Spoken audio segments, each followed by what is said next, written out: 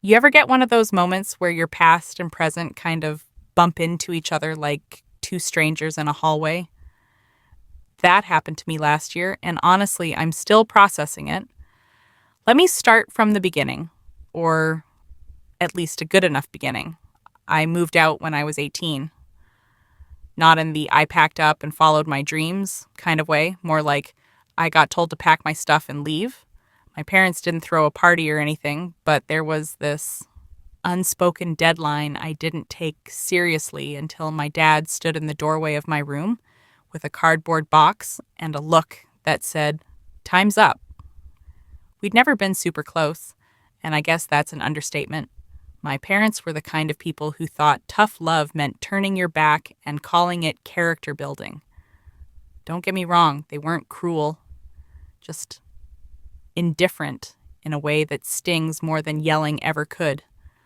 I remember asking my mom what I should do about college, and she just shrugged and said, "Figure it out like we did."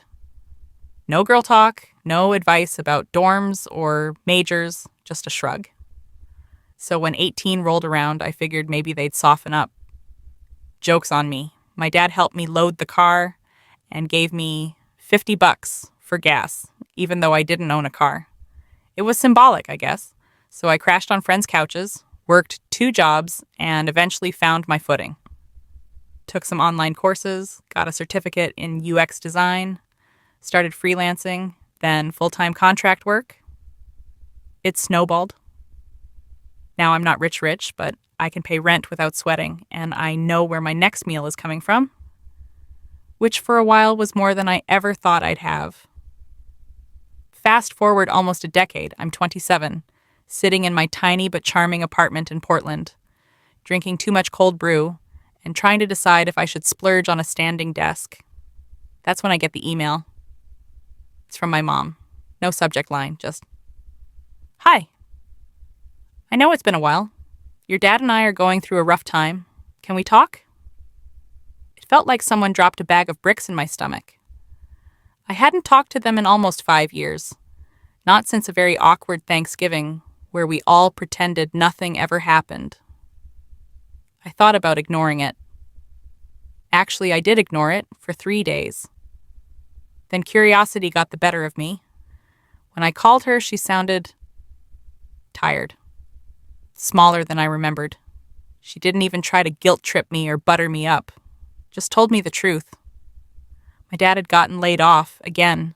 His body was breaking down from years of factory work, and they'd burned through savings trying to stay afloat. They were behind on rent. The landlord was threatening eviction. Mom was working part-time at a grocery store but couldn't cover much. They'd tried asking extended family, but no one had money to spare. And then she said, almost in a whisper, "We don't have anywhere else to go." I didn't say anything for a while, just stared at the ceiling fan in my apartment spinning slowly like the world was thinking too. My first instinct? Not my problem. Harsh, I know, but after everything, after being pushed out, ignored, made to feel like an afterthought, it felt like justice, like the universe was finally evening the score. But then I thought about it more. About how tired she sounded, about my dad's bad knees, and how, despite everything, he did help me move out, even if it was with a coldness that left a scar. I thought about what kind of person I wanted to be, so I did something that surprised even me. I flew out to see them. They didn't know I was coming. When I knocked on the door of their tiny, crumbling apartment in Indiana, my mom opened it and looked like she'd seen a ghost. She hugged me before I could even say hello, and for the first time in my life, I felt her hold on a second longer than necessary. We talked, not about the past, not really. We just sort of circled around it. I asked about their situation. I saw the final notice on the kitchen counter. I looked around and saw a home falling apart and 2 people who were holding it all together with fraying rope. I didn't tell them my plan then. I just told them I'd be back. And then, quietly, over the next 2 months, I bought them a house. Nothing fancy. Modest place on the edge of town, decent condition, manageable upkeep, paid in full, no mortgage, just keys and a clean start. When I gave them the news, they didn't believe me. My dad actually laughed, thought it was a joke. My mom cried. She asked me why. All I could say was, because I can. That's the truth, really. I could. And maybe that's what made it powerful. I didn't buy the house out of some desperate need for approval or forgiveness. I wasn't trying to mend every broken part of our history. I just remembered what it felt like to be afraid of losing the roof over my head. And I wouldn't wish that on anybody, not even them. It's weird now. Our relationship isn't perfect, still a bit awkward.